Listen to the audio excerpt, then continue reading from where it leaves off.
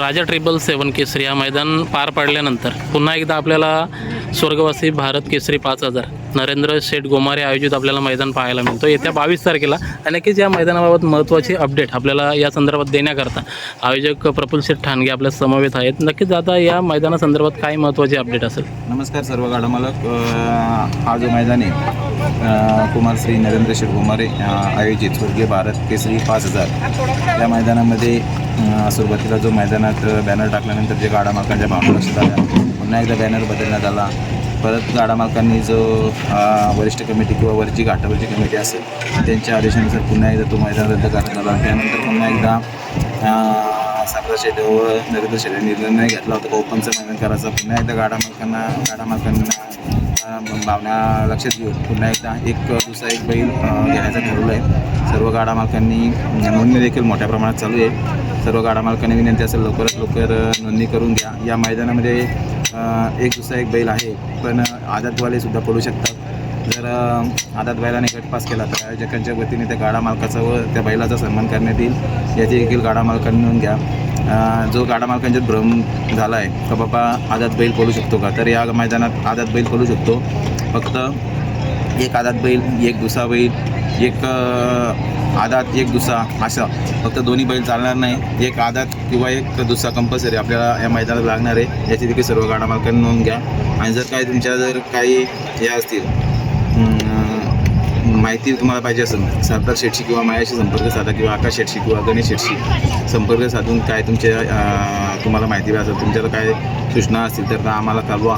आम्ही त्या नक्की सूचनांचा विचार करू असं देखील मी गाडा मालकांना आवाहन करतो. किती गाड्यांची नोंद घेतली जाणार आहे?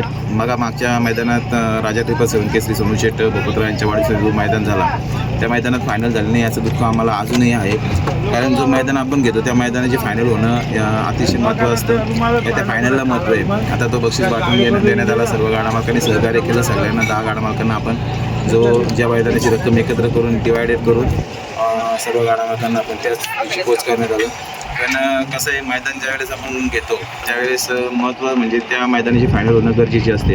आणि त्याचं दुःख लक्षात घेऊन आम्ही 810 किंवा 800 पण 800, 850, 900 गाड्या काय आम्ही घेणार नाही. गाडा मालकांनी ज्यावेळेस ज्या क्षणाला आमच्या पावत्यांची नोंद बंद होईल त्या क्षणाला आम्ही गट काढायला लॉट्स काढून घेऊ गटाचे आणि त्यानंतर पावती नोंद सिद्ध बंद होईल. याची देखील गाडा मालकांनी नोंदण्यांची अंतिम तारीख काय असणार आहे? ज्या क्षणाला 810 गाड्यांची नोंदणी होईल त्या क्षणाला पावत्यांची नोंद बंद होईल. याची देखील पावत्यांची अंतिम तारीख अशी कुठलीही ठरवण्यात आली नाही.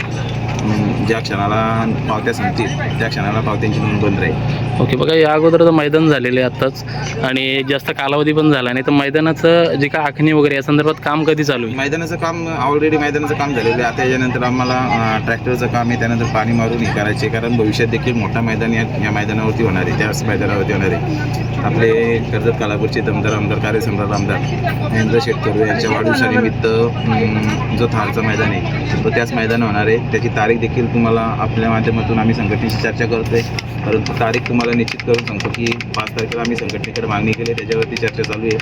पण येत्या 5 एप्रिलला वार रविवार आमदार केसरी जो थारचं मैदान असेल त्याच्यामध्ये जे इतरत्र काय बक्षिसं असतील ते आम्ही तुम्हाला नक्कीच करू. पण थार हा बक्षीस फायनल आहे आणि गाडा मालकांनी देखील तयारी लागा. हा ओपनचं मैदान आहे आणि गाडा मालक सहकार्य करतील अशी अपेक्षा आहे.